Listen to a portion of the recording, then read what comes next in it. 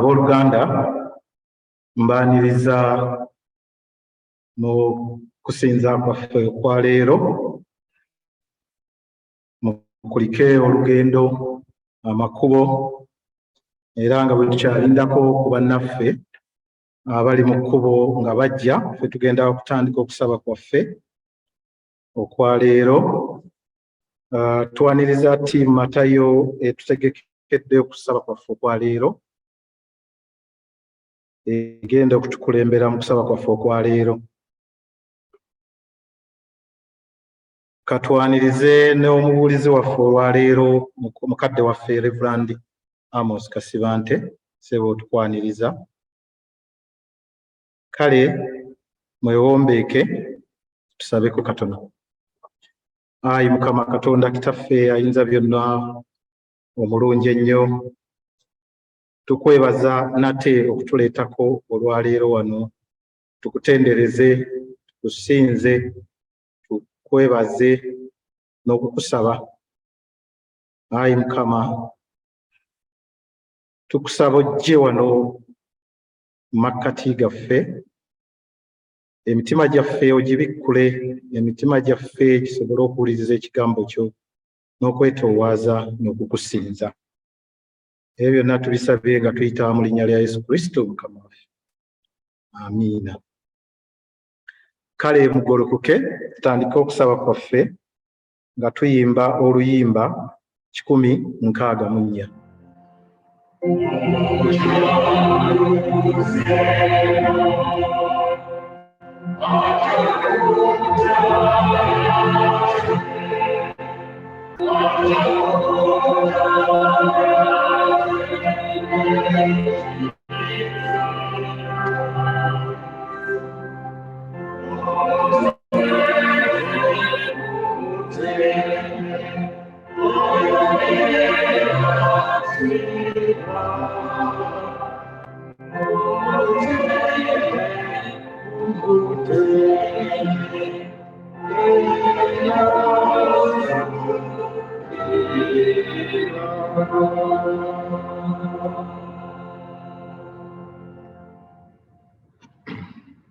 Mu linnya lya Kitaffe n'ery'Omwana n'ery'Omwoyo Omutukuvu. Ekisa kibeerenga gye muli n'emirembe ebiva eri Katonda Kitaffe ne Mukama waffe Yesu Kristo. Abaagalwa ennyo, tukuŋŋaanye wano mu maaso ga Katonda ayinza byonna ne mu maaso g'ekibiina kyonna eky'omu ggulu okwewaayo eri Katonda nga tuyita mu Yesu Kristo Mukama waffe, okusinza kwaffe n'okutendereza kwaffe era n'okwebaza kwaffe, okusaba ku lwaffe ne ku lw'abalala, tulyoke tweyongere okumanyira ddala mu mazima obukulu bw'okwagala kwa Katonda era tuwolese ebibala eby'ekisa kye mu bulamu bwaffe, era tusaba ku lw'abalala ebyo ebyetaagibwa ku lw'obulungi bwabwe. Kale tukkakkane tufukamire abasobola nga tujjukira nga Katonda ali wano naffe kaakano. Ffenna awamu tusabe twatule essaala eyo. Ayi Kitaffe ayinza byonna era ow'ekisa ekingi, tukyama okuva mu makubo go ng'endiga zo bwe zibula. Tugobera nnyo okulowooza n'okwegomba eby'emitima gyaffe, tugaana okuwulira amateeka ago amatukuvu, tuleka ebitugwanira okukola era ne tukola ebitatugwanira kukola, so nga n'obulamu tebuli mu ffe. Naye ggwe ayi Mukama, otuddeemu ffe abanaku abalina ebibi. Ayi Katonda, obasaasira abaatula okwonoona kwabwe, obazza aboneredde nga bwe wasuubiza abantu bonna wa Yesu Kristo Mukama waffe. Ayi Kitaffe ow'ekisa ekingi, era otubeere ku bw'oyo okutanula leero n'okwegendereza nga tukutya ggwe era nga tukola eby'obutuukirivu. Erinnya ly'ettukuvu litenderezebwe. Amiina. Abawe tukwegayiridde Mukama waffe ow'ekisa, abantu abakwesiga okusonyiyibwa n'emirembe, balongoosebwe ebibi byabwe byonna, balyoke bakuweerezenga n'omutima omutereevu ku bwa Yesu Kristo Mukama waffe. Kale ffenna tusabe essaala ya Mukama waffe gye yatuyigiriza. Kitaffe ali mu ggulu, erinnya lyo litukuzibwe, obwakabaka bwo bujje, by'oyagala bikolebwe mu nsi nga bwe bikolebwa mu ggulu.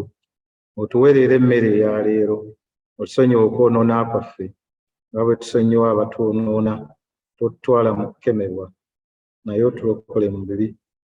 Obwakabaka, obuyinza n'ekitiibwa bibyo emirembe n'emirembe. Amiina. Ayi Mukama, otwasamye emimwa gyaffe. Ayi Mukama, yanguya okutulokola. Ekitiibwa kibe eri Kitaffe n'eri Omwana n'eri Omwoyo Omutukuvu.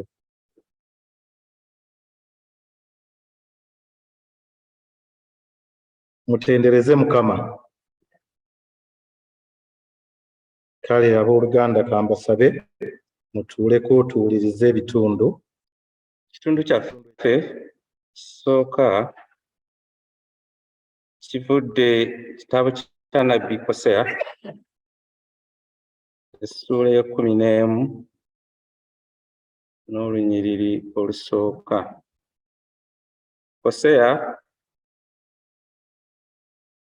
essuula 11 n'olunyiriri olusooka, ojja kisanga ku ludda lw'endagaano enkadde, omuzingo gw'empapula 898.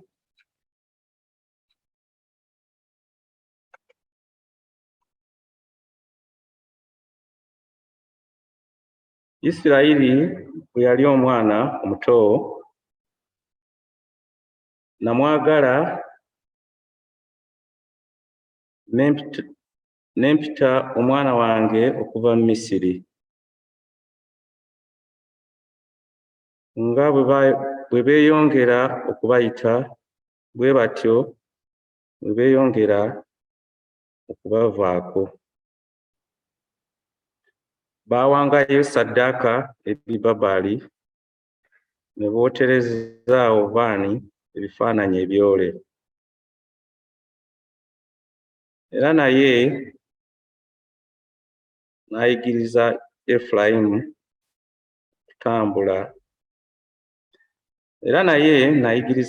okutambula, nabawambaatira mu mikono gyange, naye tebaamanya nga nze nabawonya.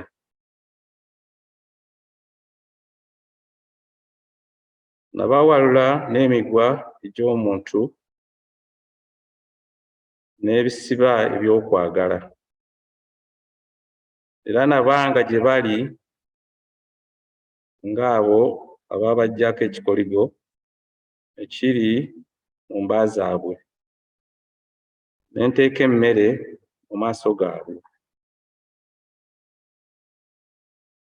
Talidda mu nsi y'e Misiri, naye Omwasuli y'aliba kabaka we, kubanga baagaana okudda.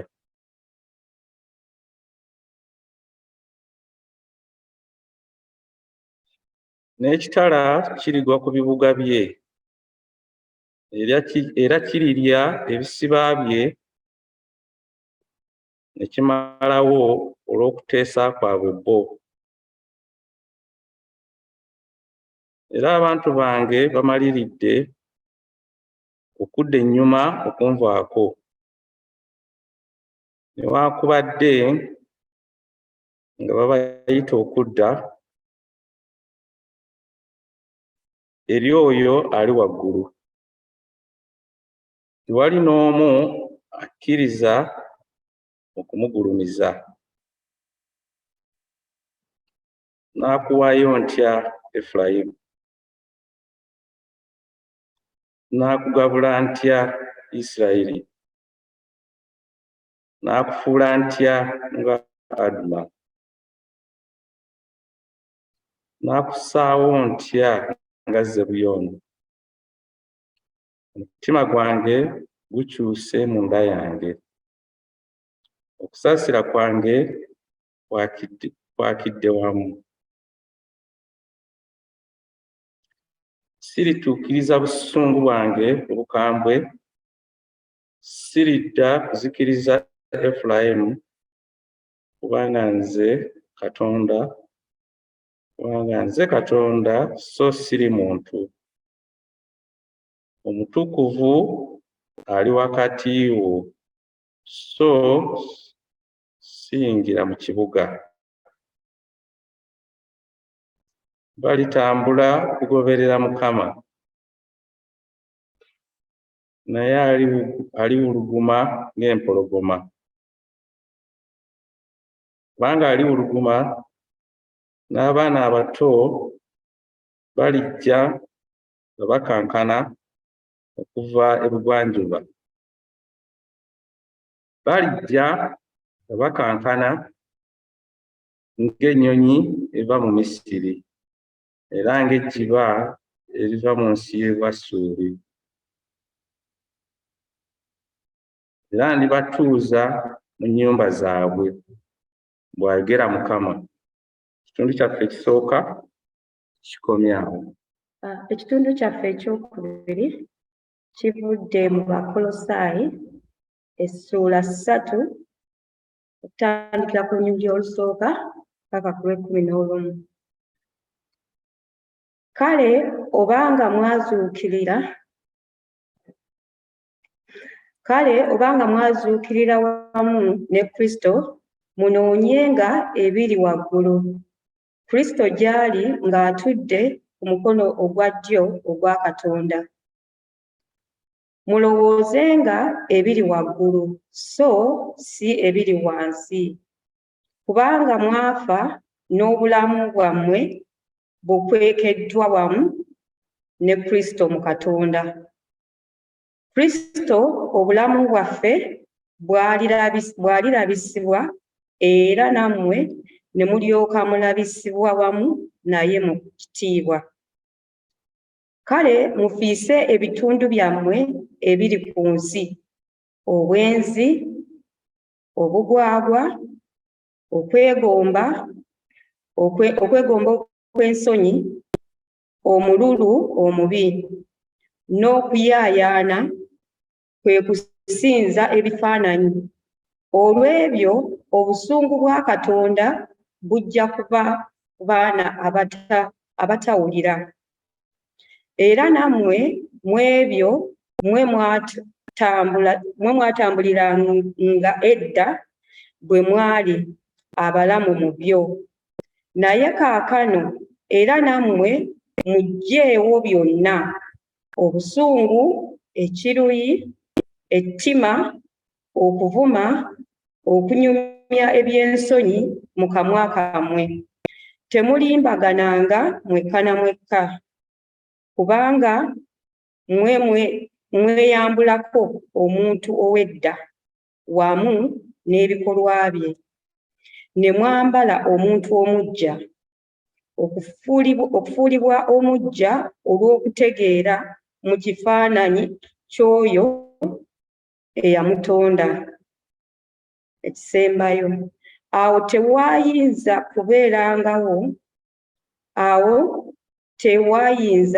kubeerawo Muyonaani n'Omuyudaaya, okukomolwa n'obutakomolwa, munnaggwanga omusukusi, omuddu ow'eddembe, naye Kristo bye bintu byonna ne mu byonna. Ekitundu kyaffe kikomya.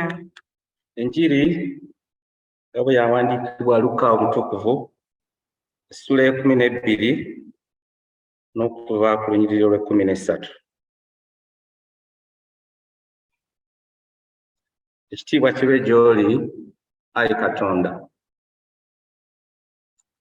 Oluganda tuba tusoma enjiri emala egirangirira kyonna kitukakatako okugamba nti kitiibwa kibe gy'oli Ayi Katonda. Bwe mala ogisoma kyonna kitukakatako okugamba nti tukwebaza Ayi Katonda olw'enjiri ye entukuvu ey'ekitiibwa. Kati ngenda girangirira. Enjiri nga bwe yawandiikibwa Luka Omutukuvu ssula ye-13 n'okutandika ku lunyiriri olw'e-13. Ayi Katonda. Awo omuntu ow'omu kibiina n'amugamba nti, omuyigiriza, gamba muganda wange agabane nange ebyobusika bwaffe. Naye ye n'amugamba nti, omuntu ani eyasinzaawo okuba omulamuzi oba omugabi wammwe? N'abagamba nti, mutunule, mwekuumenga okwegomba kwonna, kubanga obulamu bw'omuntu si bye bintu ebingi by'aba nabyo. N'abagerera olugero ng'agamba nti, waliwo omuntu omugagga, ennimiro ye neeyaza, n'alowooza munda mu ye ng'agamba nti, naakola ntya? Kubanga sirina bwe naakuŋŋanyiza bibala byange. N'agamba nti, naakola bwe nti, n'amenya amawanika gange n'enzimba amalala agasinga obunene, ne nkuŋŋaanyiza omwo emmere yange enkalu yonna n'ebintu byange. Ndigamba emmeeme yange nti, emmeeme, olina ebintu bingi ebiterekeddwa eby'emyaka emingi. Wummula, olye, onywe, osanyuke. Naye Katonda n'amugamba nti, musiru ggwe, mu kiro kino emmeeme eyo banaagikuggyako. Kale ebintu by'otegese binaaba by'ani? Bw'atyo buli eyeeterekera obugagga so nga si mugagga eri Katonda.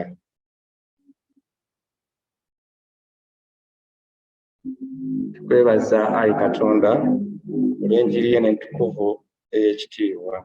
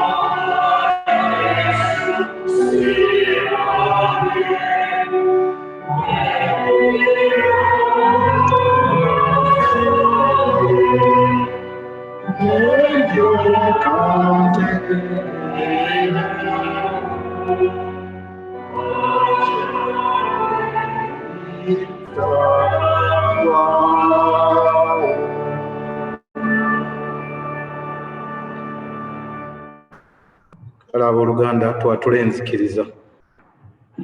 Nzikiriza Katonda Kitaffe ayinza byonna, omutonzi w'eggulu n'ensi, ne Yesu Kristo omwana we omu yekka Mukama waffe, eyazaalibwa omuwala atamanyi musajja Maliyamu, eyali olubuto olw'Omwoyo Omutuukirivu, n'abonyaabonyezebwa mu mirembe gya Poosiyo Piraato, n'akomererwa ku musaalaba, n'afa, n'aziikibwa, n'akka emagombe mu bafu.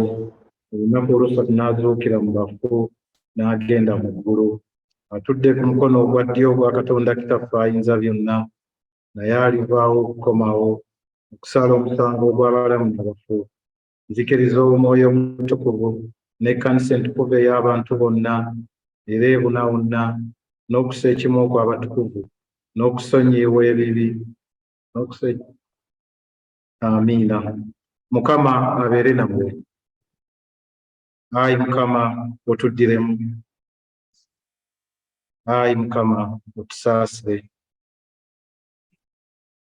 Ayi Mukama alokola abafuzi baffe. Yambaza abaweereza bo obutuukirivu. Ayi Mukama lokola abantu bo. Ayi Mukama otuwe emirembe mu nnaku zaffe.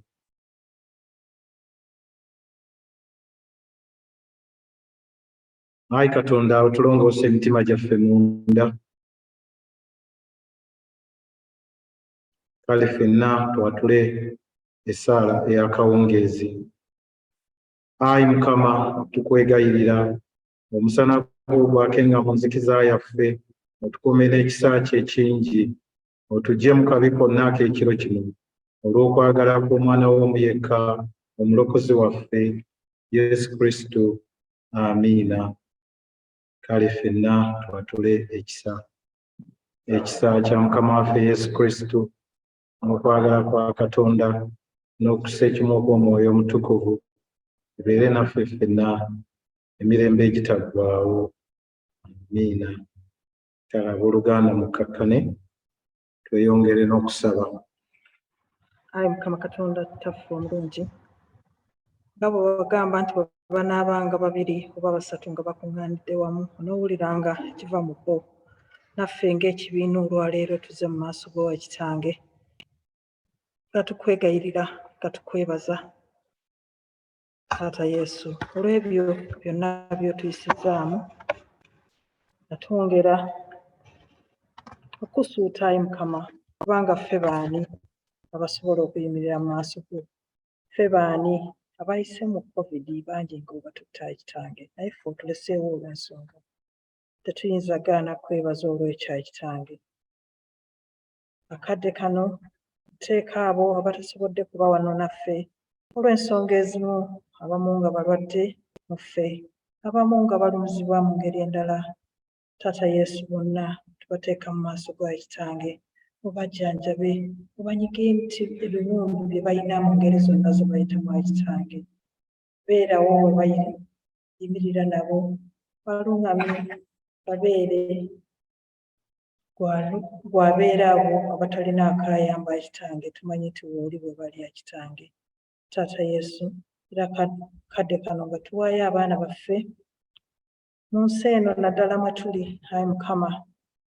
Ebiso biyitiridde, amasasi gayitiridde, enjaga ziyitiridde, naye Ayi Mukama bebabikkeko olusuubi Ayi Mukama. Bawe emikwano emirungi Ayi Kitange, naddala emikwano egikumanyi Ayi Kitange. Beerage bakumanye nti wooli Ayi Kitange, bamanye kino tekisaana, babeere n'ekisa, babeere n'okwagala gy'oli.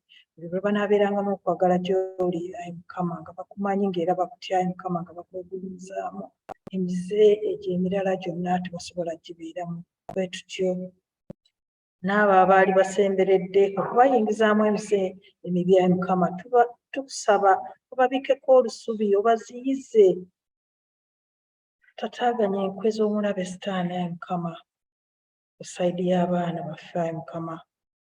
Taata Yesu, akadde kano nga tuwaayo amakanisa gonna agali mu nsi muno Ayi Kitange, okuviira ddala ku kkanisa esookera ddala etwala kkanisa zonna mu nsi Ayi Kitange.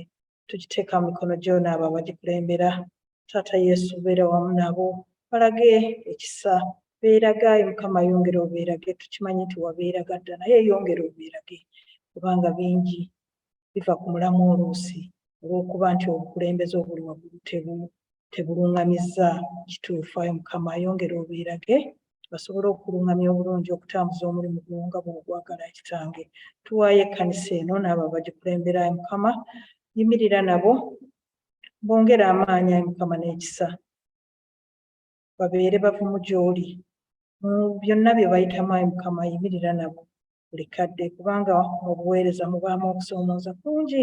Ayi Mukama, naye bw'obeerawo Ayi Mukama, tewali kiyinza gaana. Tuwaayo ensi eno mwe tuli, kutandikira ddala ku Queen atuswala n'abakulembeze bonna abamuyambako okutambuza emirimu gyonna. Ayi Mukama, bawe okumanya n'okutegeera naddala mu buli kye bateesa, mubeeremu okumanya n'okutegeera, kuba bwe mubeeramu okumanya n'okutegeera Kitange, ebivaamu byonna biba bitambulira ku kunnungamyayo. Taata Yesu, twongera okusabira ensi yaffe Uganda gye tuva, nga bingi tebituukiridde oluusi ne twenyamira mu mitima abamu, naye Ayi Mukama, tumanyi nti wooli obiraba, byonna obiraba. Ayi Mukama, luŋŋamya abo abagikulembera, luŋŋamya abo bonna abateekateeka amateeka gonna ge bateekateeka. Ayi Mukama, bawe okumanya n'okutegeera, bawe okulumirirwa. Ayi Mukama, kubanga omuntu bw'aba nga talumirirwa wa wansi, kiba kitegeeza nti takumanyi. Buli akumanyi asembeza n'oyo ateesobola, bw'asookerako okusinga n'okusembeza oyo eyeesobola. Mukama, bw'onoobakwatako buli kimu kijja kutambula nga bw'okyagala. Taata Yesu, tuzze mu maaso go nga twongera era okwebaza olw'obulungi bw'otukoze, kubanga otukoze obulungi bungi. Oluusi tukwerabira Ayi Mukama, naye totuvaamu. Twongere amaanyi n'ekisa, twongere okuyimirira nga tuyimirira ku bigambo by'obukadde, tusobole okuweereza nga tetulina kwekubiira, nga tukutya, kubanga gw'oli w'amaanyi. Ayi Mukama, ebyo byonna tubisabye nga tuyisa mu linnya ly'Omwana w'omuyika Mukama waffe Yesu Kristo. Amiina. Twatule ekisa kya Mukama waffe Yesu Kristo n'okwagala okwa Katonda n'okussa ekimu ku Mwoyo Mutukuvu beere naffe ffenna n'abooluganda bonna mirembe ekitaggwaawo. Amiina. Nyawe mwebale nnyo, mwebalire ddala essala yaffe. Kale tusigale nga tutudde. Kwaya yaffe yatutegekeddeyo akayimba kegenda okutuwa, egenda tuyimbira kwaya yokka, Zabbuli ey'ekikumi.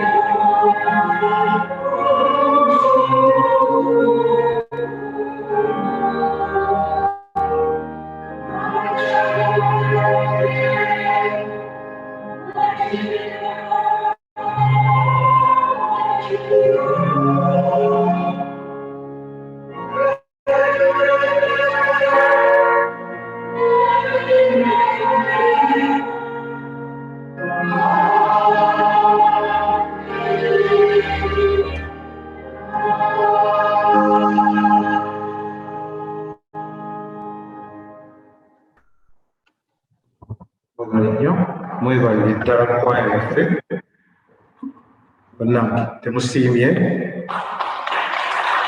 obulowoozi obwo obuseeneekerevu bwe butyo bannange mwebale nnyo mwebalire ddala era mpozi twebaze ne organisiti waffe naye asobola okulaba ng'oluyimba lwaffe lunyuma bwe lutyo ddala kaakati katwanirize kitaffe Katonda Rev'd Amos Debo tusanyufu kulaba era tuli beetegefu fenna tuyinze obubaka bw'otutegekedde olwaleero ssebo otwaniriza banne mbalamusizza nnyo mu mukama waffe tugezeeko okwejjukanya bitundu ebisatu ebitusomeddwa yadde nga nja kusinga kwogera ku njiri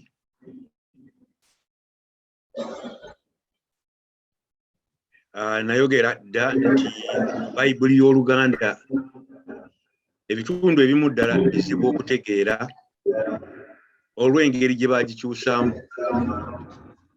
n'olwekyo kanziremu katono ku bitundu ebibiri ebisoose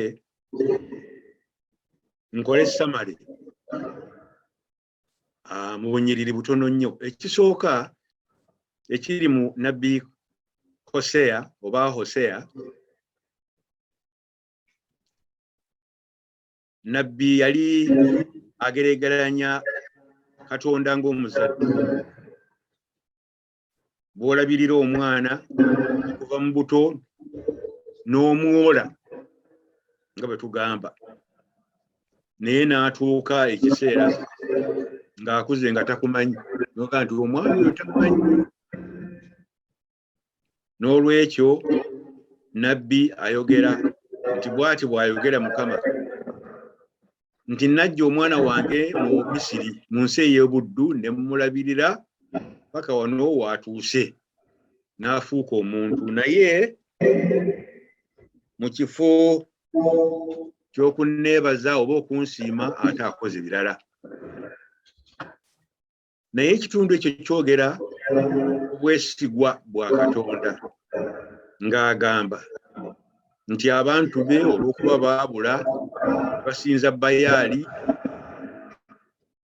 ne bagoberera bakatonda abalala naye ye olw'okwagala kwe alibajjayo eyo gye baabulira n'abazza n'abafuula abantu ekyo kye kitundu ekisooka ekyokubiri ekiri mu bbaluwa ya Pawulo eri Abakolosaayi oba mu kitundu ekyo ekiyitibwa Kolosi wali Ekkanisa era nayo awandiika ekitundu kizibuzibu naye mu bufunze agamba bw'ati nja kujjamu ennyiriri bbiri zokka nti obulamu bwammwe bwaziikibwa mu Kristo nga kyategeeza nti mulinga abaafa ne Kristo ne muzuukirira wamu mu ye n'olwekyo obulamu bwe mulimu si bwammwe bulamu bulala bwa Kristo era bubawa amaanyi n'obuvumu obuva mu Mwoyo Omutukuvu era mu kitundu ekyo Pawulo agamba nti Kristo ye byonna mu byonna mu Luzungu nti Christ is all in all nga kyategeeza nti Kristo si wa mwoyo gwokka nga bwe tugamba nti the soul oba spirit nti wabula ebintu byonna obutonde bwonna ensi nga Katonda bwe yagitonda ejjuulirizibwa oba efuna amakulu gaayo okuva mu bukulu bwa Kristo kaakati ebyo ebitundu ebisooka ebibiri mbirese katudde ku njiri ya Luka Yesu aba atambula abuulira alina gy'agenda ne wabaawo omwami omusajja yamubuuliriza n'amugamba nti Mukama wange nga bw'oyogera ebigambo bya Katonda ate tukulaba oli musajja w'amazima nyamba tutuule olagire muganda wange ampe ku bintu by'obusika kubanga yabyezza yekka. Njagala okwogerako ku bigambo eby'obusika bye mumanyi n'okumanya okusinga nze. Mu bumpimpi ebigambo by'obusika oba ebintu by'obusika birungi ate bibi. Nze bwe mba nkola njagala nga ngenze ndekere omwana wange oba abaana bange akantu oba nnyumba oba ssente nzigabanye nabo bafuneko. Era olumu tukola n'ogula kano nakali ng'otegekera baana nti bwe ndiba ngenze basikire ekintu kino. Oli ogamba nti kale gundi yafa n'atabaawo nakalekera babe n'atabaawo nakalekera mwana we oba baana be. N'olwekyo tutegeka mu ngeri eyo. Olumu tukubirizibwa n'okukubirizibwa mikwano gyaffe oba abantu nga bapulida balooya nti bannange nga mukyali balamu mukole ekiraamo oba eddaame kubanga oyinza okgenda ebintu ne bibeera bizibu nnyo kubanga ofudde tewalaama. Era mumanyi banne nti abantu bangi bafudde tebalaamye si butamanya naye olumu abantu biyinza okubasobako. Oyinza okusanga omusajja ng'afudde ayina abaana 10 oba 15 be yazaala mu bakyala ab'enjawulo ng'abaana tebakwatagana ng'ate n'ebintu byalese tamanyi ngeri ya kubigabanya ku baana abo. N'asalawo nti tajja kukola kiraamo bw'alifa ab'ekika be balituula mu bintu ne babigonjoola. Abanno abalekedde omutawaana naye ng'ate si omu si babiri bangi kubanga biba bimusobyeko oba byamusobako. Muyinza okugamba nti kakati ono agenda wa? Canon gy'abuulira agenda wa? Njogera ku bintu eby'obusika nti birungi era birungi nnyo naye ate olumu si birungi nnyo. Twagala ffenna tuleke ebyo. Naye ate oyinza okusanga omuntu n'agamba nti bannange singa gundi yafa n'atereka kintu kyandiyambye kubanga ebintu bitwawudde. Ebintu byonoonye omwana byawukanyiza omwana ne nnyina byawukanya n'abooluganda. Ekyo saagala kirwako nnyo kubanga mwe abava e Uganda mubimanyi ebintu nga bwe biri. Ettaka, ennyumba, ebirala bitabulira ddala abantu. Abagatta kitaabwe ne nnyaabwe ne baawukanira ddala ku lw'ebintu n'otuuka n'okugamba nti bannange ng'atalina bintu yeesiimye. Bane temugambanga nti n'atalina bintu alabye nnyo ennaku. Waliwo ate alina ebintu ng'abadde agenze bireeta emitawaana. Tuddeyo ku Yesu. Omusajja bw'amugamba nti nyamba otulamule ne muganda wange ku bigambo bino eby'obusika kubanga yabyezza yekka. Wandisuubidde nti Yesu yandigamba nti kale tugende tutuule naye mbalamule. Naye mulaba Yesu bw'akyesamba. Yabyesamba n'agamba nti owange ani yannonda oba yandagira okubeera omulamuzi gye muli? Mulowooza lwaki Yesu yaddamu bw'atyo? Yesu yaddamu bw'atyo lwa nsonga. Yesu kankozesa ekigambo eky'Oluzungu yali focused ng'amanyi kyaliko n'atayagala ate kumuzza mu bintu bitamukwatako.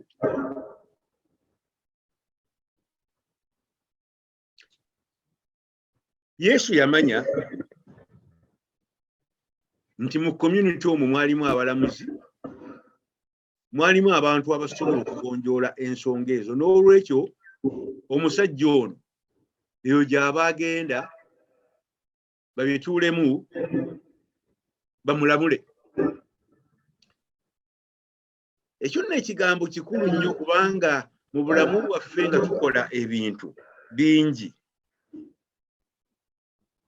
abantu bayinza okukussaako, era munzikirize nja kusabulamu oluzungu katono, demand si nnyingi oba obuvunaanyizibwa bungi, n'osanga nga kino kikubanja, kiri kikubanja, na kino kikubanja, n'ekirala kikubanja nga bakutissa emigulu.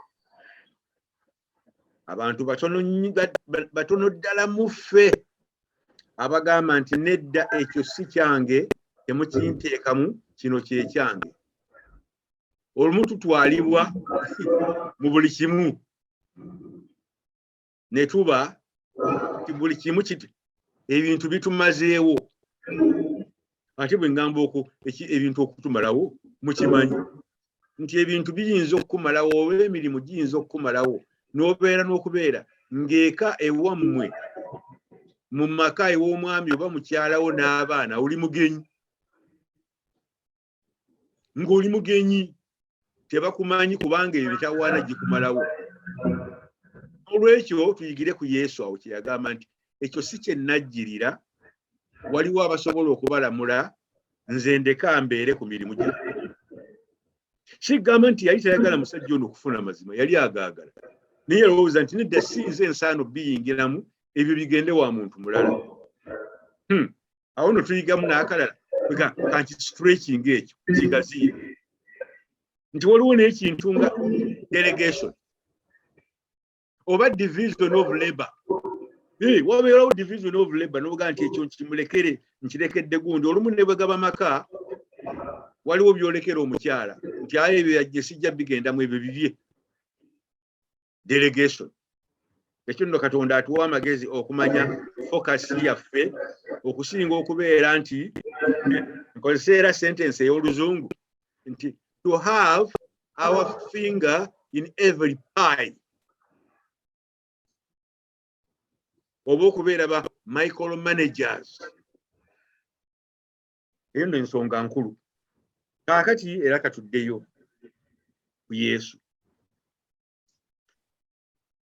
Bw'oba tutegedde Yesu kyali ategeeza mu njiri ye eyo bwe yawa olugero oba bwe yagera olugero olw'omusajja omugagga eyalina emmere, kasooli, obulo, ebijanjaalo, soya. Ye kati n'obeera n'ebyo e Uganda. Yali ewayo alunda n'enkoko, wano ng'alundawo n'embizzi n'enteeze. Naga nti bannange siina we nteeka mmere, wabula nja kumenya ebyagi kubanga wakati emmere ebadde mu byagi. Nze mba amasitoowa. Bwe ngamba amasitoowa mujjukira wali ennansada we bayita ku busitoowa. Mujjukire nti nzimba amasitoowa amapya nteeka omwo emmere yange. Ate era abatera okutegeera ebintu ebyo bamanya nti nno inflation eno bw'enejja, nze nnaabandidde kubanga nja kuggyayo ebintu ebyo ng'abalala tebalina, neegereke emiwendo. Kati omwami oyo n'abeera awo mu mutwe ekiro kyonna ssaawa 8 ogw'ekiro aba alowooza.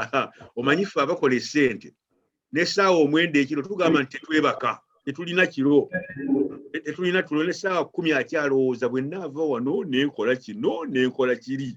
Bannange oba nammwe abamu bwe mutu bwe muli. Naye Yesu agamba nti naye ekiro ekyo Katonda n'amugamba nti omwoyo gwo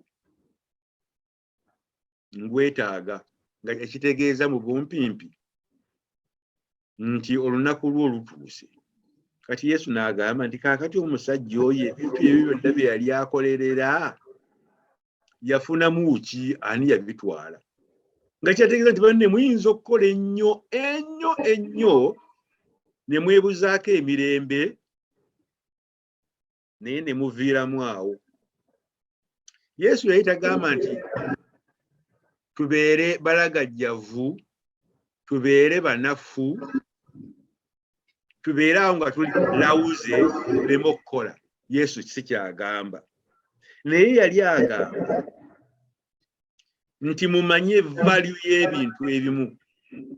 Mwali muwulidde enjogera y'Oluzungu oba proverb egamba nti to know the price of everything and the value of nothing. Nti oyinza okuba nga omanyi ebbeeyi ya buli kintu naye nga tomanyi value oba mugaso gwa bintu bitavaamu nsimbi.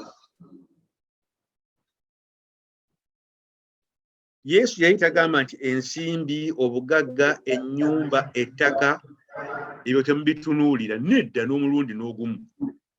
Kubanga twatondebwa nga tulina okubeera we tusula, twetaaga engoye, twetaaga ebintu eby'omubiri.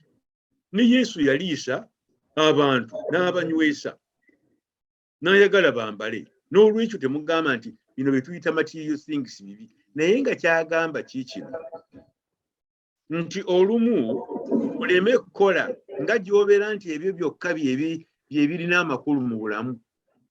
Kubanga waliwo ebintu ebikulu ng'Oluganda, amazima, ekisa, okugabanya ku bye mulina. Wegamba obulamu bwammwe bubeere nga buziikiddwa mu Kristo nga Pawulo bw'agamba mu Bakolosaayi. Naye nga songa nga tebuziikiddwa mu bintu gundi byalina, kubanga mu butuufu ofa n'obirekawo. Era abantu bwe baba bakujjukira bannange tebajjukira nnyo nti banna omusajja oba omukyalo oyo yali mugagga ng'alina kino yalina kiri. Omanyi kye basinga okujjuukirako nti omusajja oyo yali muntu mulamu, omukyalo oyo yali muntu mulamu, omukyalo oyo yali bw'ati nga mugagga naye nga teyeemanyi, kale yamanyanga n'omunaku. Naye ate olala oyinza okugenda ne bagamba nti abadde mugagga, abadde ayina ensimbi empya n'enkadde, abadde binywera naye nga tata ssente, ate era nga yeewulira tamanyi muntu yenna. Bannange okufa nno kwa kitalo, kubanga singa bafa naye naye afudde, ye agenze naki nti atalina nti kale olabye. Kati mutegeera Yesu kyagamba kyekyo, timukkirize nti mwafa ne Kristo, obulamu bwammwe buziikiddwa mu Kristo. Naye nga tategeeza nti ebintu bino eby'obulamu tebirina mugaso. Ekyo si kyagamba. Mukole birina omugaso. Omukama abeere nammwe. Omukadde waffe tukwebaza, weebale nnyo, weebale ddala obubaka bwaffe obwotuwadde. Era kansuubire nti Abakristaayo mufunyeemu kyamaanyi mu bubaka obwo, kubanga era mulaba bwe tukwatako abasinga ffenna twava ewaffe ne tujja kupakasa. Kale enjiri ebadde tukwatirako ddala ya ssebo kitaffe, weebale nnyo, weebale ddala obubaka obwo. Kaakati mu kaseera kano tugenda kuyimba oluyimba nga bwe tuwaayo ebirabo byaffe. Abaalina akakaadi, tulinawo kamashini akatwala kaadi wano. Bw'obeera ng'ogenda kuwa bweyamo nga tokakozesangako ku kaadi eyo gy'ogenda okuweesa bweyamo, nandikusabye n'otojja kukakozesa wano nga tukyasaba, wabula bwe tumala n'osooka ojja obweyamo bwo, kubanga katwala ebbanga okuteekamu details zonna okuziyingizaamu. Naye bw'oba owa kirabo bulabo, osobola okujja onyiga ku kirabo n'olonda amount z'ogenda okuwaayo, teekako ka kaadi nga omaze awo. Kati kale katuyimuke tuyimba oluyimba 215 nga tuwaayo ebirabo byaffe. Abasobola musobola n'okuwaayo banka details ezo, osobola okutransferinga direct n'oziteeka mu bbanka. Kale tuyimuke tuyimbe oluyimba lwaffe 2015 nga bwe tuwaayo ebirabo.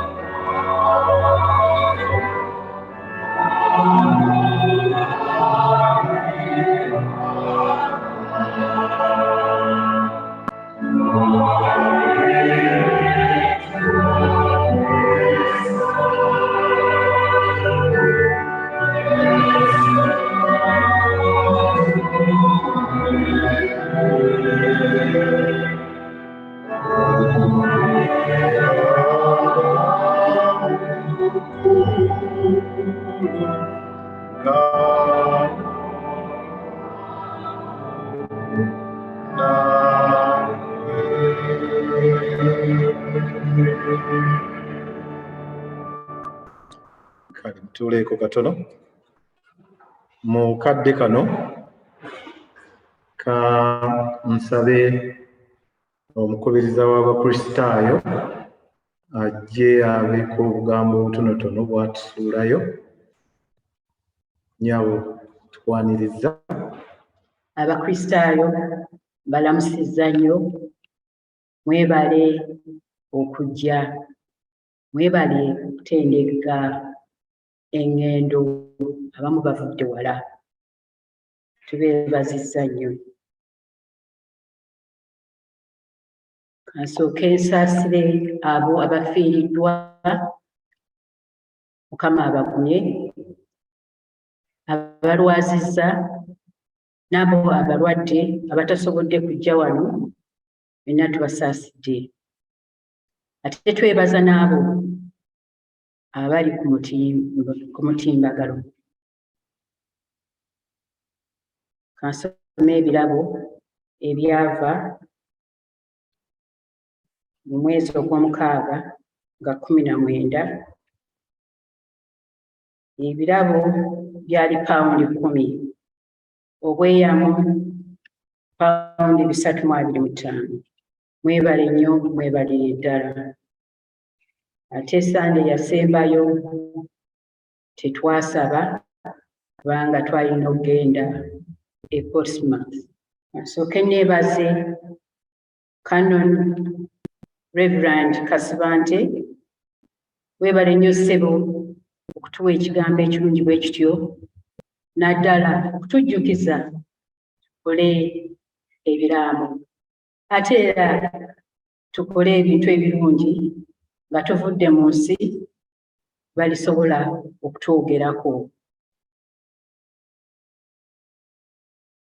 Twebaza nnyo kwaya, bannange muyimbye bulungi nnyo, zaggoli muyimbye ng'ab'ennamirembe. Mwebalire ddala. Twebaza kwaya master awamu n'omulanga organist. Mwebale nnyo bassebo, mwami Ntwatwa ne mwami Kyeyere.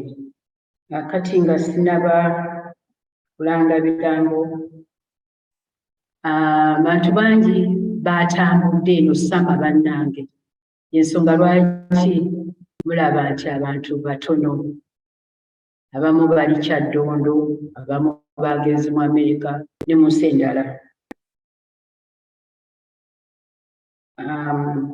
Omukubiriza w'Oluzungu mukyala Janet Mukiibi abatumidde nti gyali mulungi era tasobodde kubeerawo kuba naye yatambula, ate omwami ye tasobodde kubeerawo nga teyeewulira bulungi. Ssebo Engineer weebale obuweereza bwo tusiima nnyo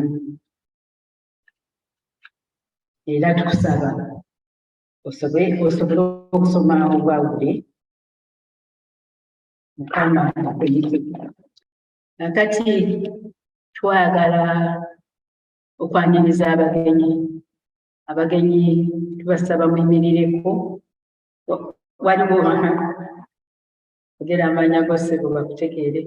Tukusanyuse nnyo okulaba ssebo mwami Lyombya avudde Flore naye yasabirako wano edda naye abadde ali mu Eddirira n'agamba nti kajje atwegatteko n'olulala bwotyo ate ezaako era okuleeta banno batujoyininge. Weebale nnyo ssebo, weebalire ddala. Bino birango nga 21 August abaaluka mwe muweereza mwetegeke, ebbanga likyaliyo lingi era tujja kubajjukiza ennaku zigenda okutuuka. Ebika by'Abaganda bigenda kubeerawo nga 28 August. N'olwekyo tetugenda kusaba wano, ndowooza mwafunye information, oba temukirina mutunule ku mikutu oba muŋŋambe nja kugibawa. Okusinza mu Luganda ew'Olutalu batumidde ne bagamba Sunday esooka nga musanvu tebajja kuba na kusaba kubanga bagenda kucelebrating emyaka 30 estaza Cathedral ku ssaawa 7, ate oluvannyuma babeere ne ddina mu Holiday Inn Rosemary £55 musobole okusasula nga bukyali kubanga ebifo bijja kuggwawo mangu. Akati aba birthdays, waliwo aba birthday jangu bakuyimbiremu.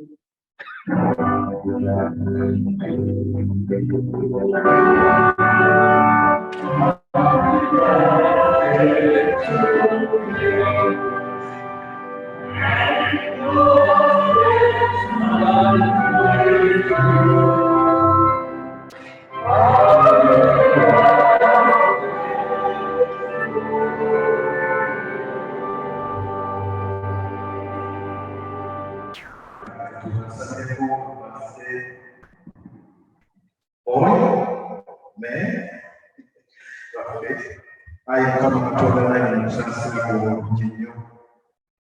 Gwe yatuwa abaana bano myaka abaleeta kusigwa. Ayi Mukama bakubeereze, ayi Mukama weebaza ekitiibwa ekyo kyetuwa kuleetera abantu. Ayi Mukama tubasabira nate obwogere zaawo emyaka emingi nnyo. Era tubisabire ku Yesu Kristo. Nava wano ssebo mwami Kalanzi saakwerabidde, weebala omulimu gw'okola gwo nga tosasulwa ate ogukoledde ebbanga ddene. Mukama akwongere mu mikisa. Naye tusaba abaana nabo baleete bayige omulimu gwo, tuleme kubeera na gapusi. Ate era twebaza mwami Stephen Kafeero ali ku Sunday School. Beebale nnyo ssebo, weebalire ddala. Mwenna twebaza bannange ba Matayo be baweereza olwaleero. Mwebale nnyo, mwebalire ddala. Bwe tuva wano tulinayo kacaayi, bagenda tugabula kacaayi mu Smooko. Mwebale nnyo, mwebalire ddala okumpuliriza. Mbaagaliza wiiki ennungi n'omwezi ogunajja omulungi. Mukama abakuume. Kale abooluganda nga tumaliza okusaba kwaffe okwaleero, okutendereza kwaffe okwaleero, mbasabe mugolokoke, muyimuke, tuyimbe oluyimba lwaffe olusembayo. Namba 2:17 mwe bannange abalwanyi.